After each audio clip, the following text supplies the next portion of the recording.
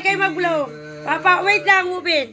1, 2, blow! Yes! 13 na ni Paloma. Nalalagyan ng 67 na si Papa. O, diba? Sa Kaya ko waiting bukas. kanina kasi sa mga inasal, sa gutom na nila, nakalimutan namin yung cake. Ayan na guys, yung cake nila dapat kanina. Happy birthday ulit sa inyong dalawa. Ay, bakit nagbibideo? Pa? Picture to ay video. 1, 2. Ay, sabay. Hindi, wag na.